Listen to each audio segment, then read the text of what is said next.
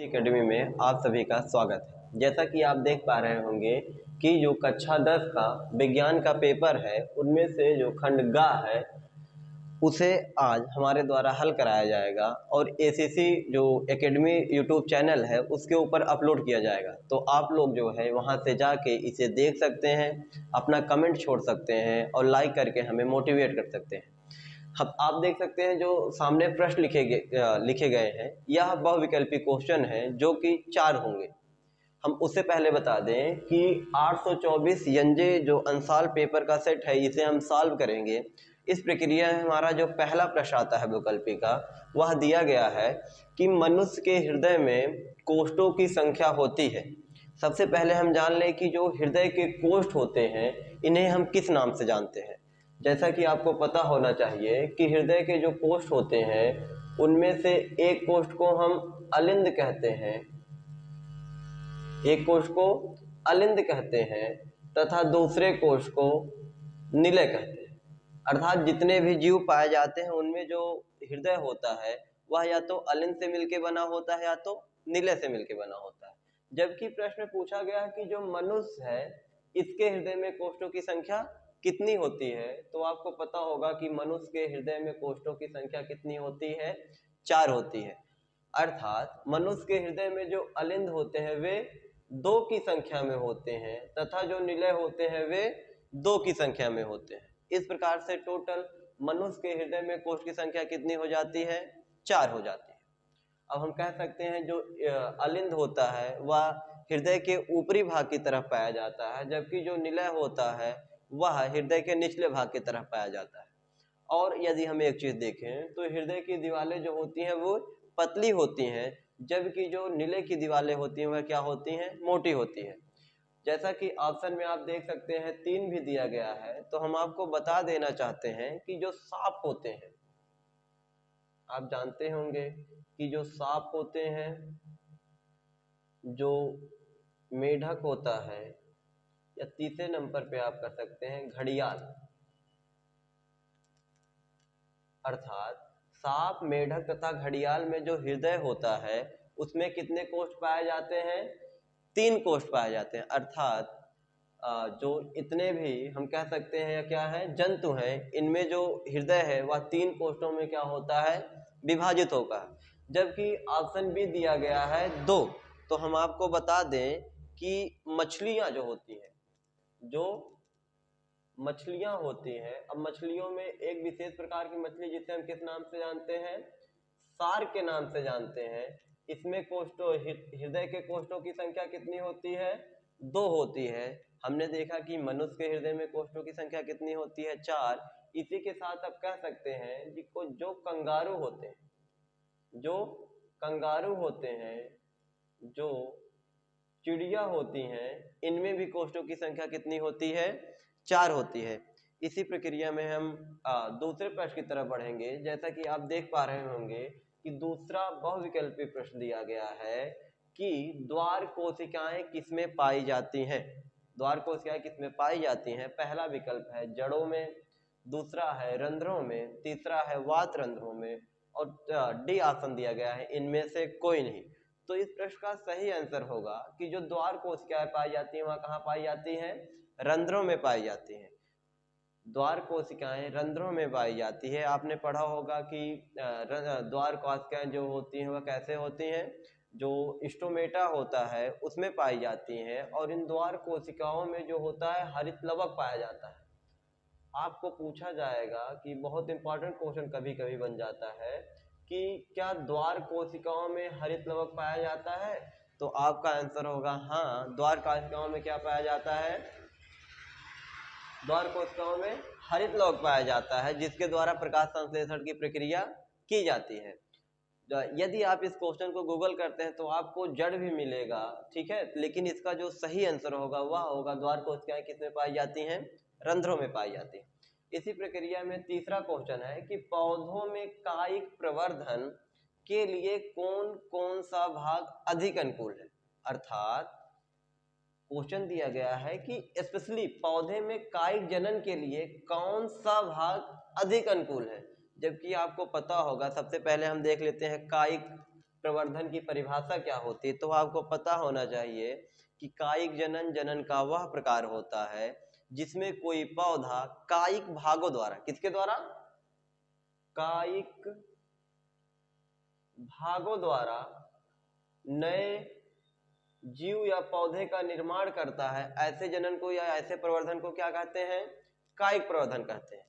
जबकि हमने बताया कि कायिक भाग, तो पौधों में 3 प्रकार के कायिक भाग पाए जाते हैं, जिनमें से पहला होता है जड़, दूसरा होता है तना और तीसरा होता है पत्ती।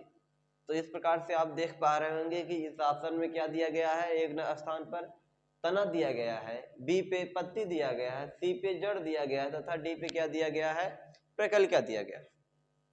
यहाँ पे जबकि हमने जब कायिक प्रवर्धन को पढ़ा तो उसमें हमने बताया कि कायिक प्रवर्धन वह प्रवर्धन होता है जिसमें नए पौधे या नए जीव की उत्पत्ति कितने होती है, कायिक भागों द्वारा होती है, जो जड़, तना तथा पत्ती होते हैं। लेकिन इस प्रश्न का सही आंसर क्या होता है, पौधों में कायिक प्रवर्धन के लिए सबसे अधिक अनुकूलित भाग कौन सा होता है, तना होता है। अर्थात जो तना होता है इसके द्वारा कायिक प्रवर्धन की प्रक्रिया क्या होती है, सबसे अच्छे तरीके से की जाती है। इसलिए इस प्रश्न का आंसर क्या हो जाएगा, ए, ऑप्शन नंबर ए सही हो जाएगा। चौथे प्रश्न पर आते हैं, हम बात करते हैं कि जाइगोट में गुणसूत्रों की संख्या होती है। जो जाइगोट बनता है उसमें गुणसूत्रों की संख्या कितनी होती है, तो इससे पहले हम देख लेते हैं कि जाइगोट बनता कैसे है। जाइगोट को विज्ञान में कहा जाता है कि किसी भी जीव के निर्माण के समय जाइगोट पहली ऐसी सेल बनती है जिसमें गुणसूत्रों की संख्या क्या होती है, दोगुनी हो जाती है। आपको इससे आपका आंसर भी मिल गया होगा कि जाइगोट में गुणसूत्रों की संख्या कितनी होती है, 2x होती है, अर्थात दोगुनी होती है। लेकिन जो जाइगोट होता है इसके निर्माण के लिए जब नर युग्मक जाइगोट के निर्माण के लिए नर युग्मक और मादा युग्मक, ठीक है, हमें पता है कि नर युग्मक क्या होता है, यन कंडीशन में होता है और मादा युग्मक क्या होता है, यन कंडीशन में होता है। जब ये नर तथा मादा युग्मक एक दूसरे से निषेचन की प्रक्रिया के द्वारा, किसके द्वारा, निषेचन की प्रक्रिया के द्वारा, अब आपको पता होगा कि नर युग्मक का मादा युग्मक से मिलने की प्रक्रिया क्या कहलाती है, निषेचन कहलाती है। निषेचन होने के बाद 2n कंडीशन की पहली कोशिका का निर्माण होता है जिसे हम क्या कहते हैं, जाइगोट कहते हैं। अर्थात हम कह सकते हैं किसी भी जीव के निर्माण के समय बनी हुई पहली जो कोशिका होती है वह क्या होती है, जाइगोट होती है, जो कि किस कंडीशन की होती है, 2n कंडीशन की होती है या 2x कंडीशन की होती है। इसी जाइगोट में क्या होता है, विभाजन होता है। बाद में यही जाइगोट क्या होता है, भ्रूण का निर्माण करता है, जिससे आगे चल के नए जीव की उत्पत्ति होती है। प्रश्न के बाद 10वें नंबर का प्रश्न, जिसमें से पहला प्रश्न है कि जीवाश्म को परिभाषित कीजिए, एक उदाहरण के साथ उसके महत्व को समझाइए। तो सबसे पहले हम जीवाश्म की परिभाषा देखेंगे कि पत्थरों तथा पहाड़ों में प्राचीन काल के जीव जंतुओं के जो अवशेष होते हैं उन्हें हम किस नाम से जानते हैं, जीवाश्म के नाम से जानते हैं, या उन्हें हम क्या कहते हैं, जीवाश्म कहते हैं। अर्थात जो जीवाश्म है यह करोड़ों वर्ष पूर्व के जो जीव हैं, करोड़ों वर्ष पूर्व के जीवों के अवशेष को, करोड़ों वर्ष पूर्व जीवों के अवशेष को किस नाम से जानते हैं हम, जीवाश्म के नाम से जानते हैं। तो कभी कभी पूछ लिया जाता है कि जीवाश्म के अध्ययन को क्या कहते हैं, तो जीवाश्म के अध्ययन को जीवाश्म विज्ञान कहते हैं। कभी कभी बहुविकल्पी प्रश्नों में पूछ लिया जाता है कि जो जीवाश्म होता है इसके अध्ययन को हम क्या कहते हैं, जीवाश्म विज्ञान कहते हैं। जैसा कि आगे पूछा गया है कि प्रश्न में दिया गया है दूसरा खंड कि एक उदाहरण के साथ उसके महत्व को समझाइए। तो हमें पता होना चाहिए कि जीवाश्म में जब हम प्रकार पढ़ेंगे उसमें आता है कि बर्फ में दबे हुए जीवाश्म या बर्फ में दबे हुए जीवों के जीवाश्म। तो इसमें आता है जो बर्फ में दबे हुए गैंडा तथा अन्य जीवों के जीवाश्म। दूसरे नंबर पर हम इसका उदाहरण दे सकते हैं कि मछलियों के जीवाश्म। और तीसरा हम उदाहरण दे सकते हैं इसमें कि जो मोलस्का जगत के जीव हैं उनके जीवाश्म। जीवाश्म के कभी कभी क्या होता है, जीवाश्म के महत्व को पूछ लिया जाता है। तो इसमें हम पहले पॉइंट को कह सकते हैं कि जीवाश्म की सहायता से हमें जीवों के भौगोलिक परिक्षेत्र के बारे में सूचना प्राप्त होती है। जीवों के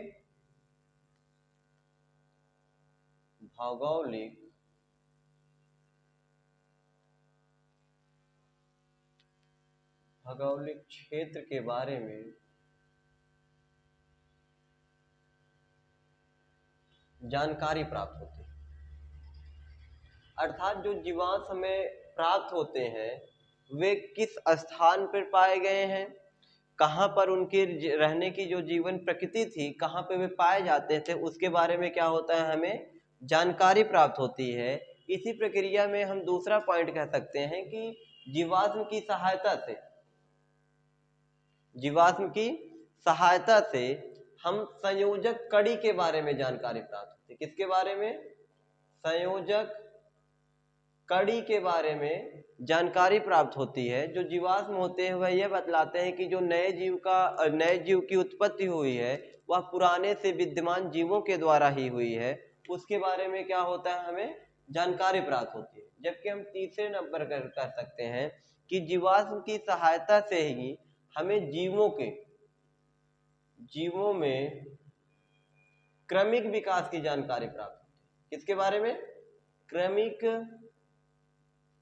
विकास के बारे में जानकारी प्राप्त होती है। जीवाश्म की सहायता से हमें यह पता चलता है कि सबसे पहले क्या हुए, एक कोष के जीवों का निर्माण हुआ।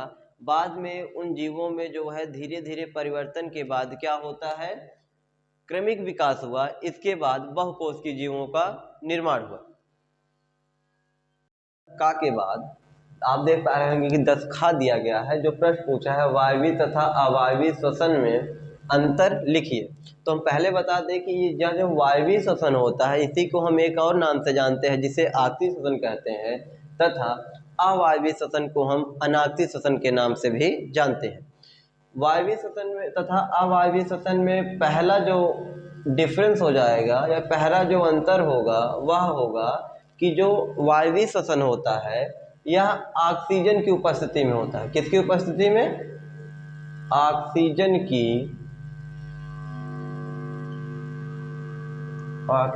की उपस्थिति में होता है। वायवीय श्वसन ऑक्सीजन की उपस्थिति में होता है, जबकि अवायवीय श्वसन ऑक्सीजन की अनुपस्थिति में होता है। या हम दूसरी भाषा में हम इसे कह सकते हैं कि वायवीय श्वसन के लिए ऑक्सीजन की आवश्यकता होती है, जबकि अवायवीय श्वसन के लिए ऑक्सीजन की आवश्यकता नहीं होती। दूसरा पॉइंट हम करेंगे कि जो वायवीय श्वसन होता है, वायवीय श्वसन में जो उत्पाद बनते हैं, जो भोज्य पदार्थ का ऑक्सीकरण होता है, जो उसका उत्पाद बनता है, इसमें जो उत्पाद होता है वह जल तथा कार्बन डाइऑक्साइड और ऊर्जा होती है। अर्थात इसके अंतिम उत्पाद में जल तथा कार्बन डाइऑक्साइड एवं ऊर्जा मुक्त होती है। जबकि जो अवायवीय श्वसन होता है, अवायवीय श्वसन में जो उत्पाद बनता है उस उत्पाद में सबसे प्रमुख होता है एथिल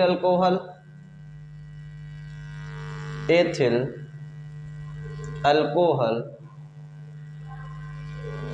एवं कार्बन डाइऑक्साइड और ऊर्जा इसके साथ भी क्या होती है, मुक्त होती है। ऊर्जा क्या होती है? मुक्त होती है। लेकिन हम बता दें तीसरे अंतर पे हम कह सकते हैं कि जो वायवीय श्वसन होता है इसमें जो ऊर्जा मुक्त होती है वह 38 एटीपी मुक्त होती है। कितनी? अर्थात जो वायवीय श्वसन होता है इसमें ऊर्जा 38 एटीपी मुक्त होती है, 38 एटीपी मुक्त होती है, जबकि अवायवीय श्वसन में जो ऊर्जा मुक्त होती है वह कितनी एटीपी होती है? 2 एटीपी ऊर्जा मुक्त होती है। या कभी कभी आप देख सकते हैं कि इसी चीज को हम पढ़ते हैं कि जो 38 एटीपी या जो वायवीय श्वसन होता है इसमें जो ऊर्जा होती है वह 673 किलो कैलोरी मुक्त होती है, जबकि जो अवायवीय श्वसन होता है इसमें 21 किलो कैलोरी ऊर्जा क्या होती है? मुक्त होती है। इस प्रक्रिया में हम देख सकते हैं 3 पॉइंट हो गए और हम चौथा पॉइंट कह सकते हैं कि जो वायवीय श्वसन होता है इसमें भोज्य पदार्थ का पूर्ण ऑक्सीकरण होता है। भोज्य पदार्थ का पूर्ण ऑक्सीकरण होता है, भोज्य पदार्थ का पूर्ण ऑक्सीकरण होता है, जबकि अवायवीय श्वसन में भोज्य पदार्थ का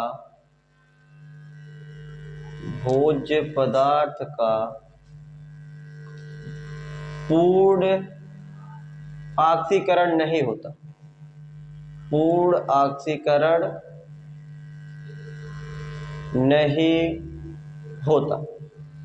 इस प्रकार से क्या है, 4 पॉइंट हमने लिख लिया। तो इसी के साथ कभी कभी वायवीय श्वसन का रासायनिक अपक्रिया पूछ ली जाती है तथा अवायवीय श्वसन की भी रासायनिक अपक्रिया पूछ लेती है। तो हम देख लें जो वायवीय श्वसन होता है, वायवीय श्वसन इसकी रासायनिक अपक्रिया होती है C6H12O6 प्लस 6O2 और क्या बनता है? हमने बताया कि बनता है 6CO2 plus 6H2O, 6CO2 plus 6H2O plus 38 ATP ऊर्जा मुक्त होती है। वहीं हम देखें अवायवीय श्वसन की रासायनिक अपक्रिया, अवायवीय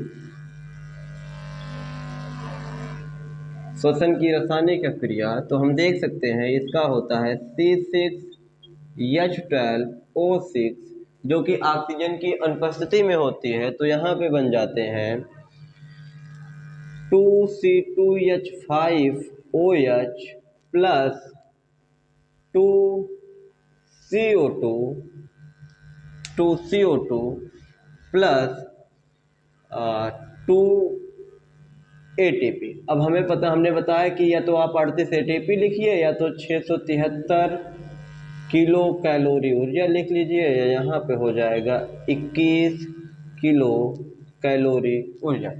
इस प्रकार से हमारा जो प्रश्न 10 खा था वह क्या होता है? पूर्ण होता है। 10वें प्रश्न का ग नंबर का प्रश्न है कि वन्य प्राणी पर टिप्पणी लिखिए। तो जैसा हम लिखेंगे कि वन्य प्राणी से तात्पर्य होता है, वन्य प्राणी से तात्पर्य होता है ऐसे प्राणी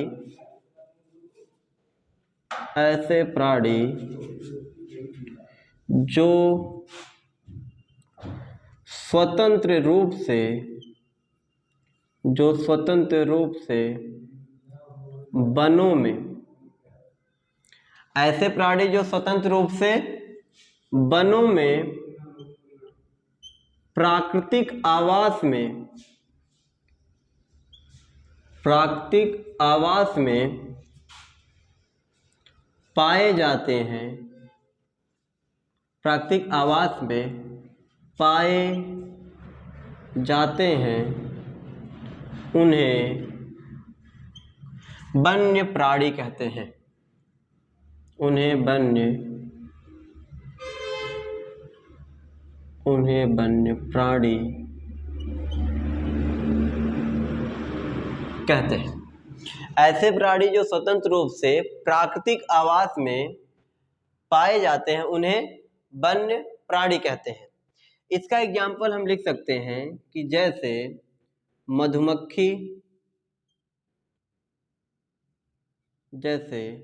मधुमक्खी, शेर, बाघ, तितली etc। अर्थात वनों में जो प्राणी स्वतंत्र रूप से प्राकृतिक आवास में अपने जीवन को यापन करते हैं या पाए जाते हैं उन्हें वन्य प्राणी कहते हैं। आज की श्रृंखला में हम 9 तथा 10 प्रश्न के क्वेश्चन को हल कर लिए हैं। आगे 11 तथा 12 नंबर के प्रश्नों को हल करेंगे।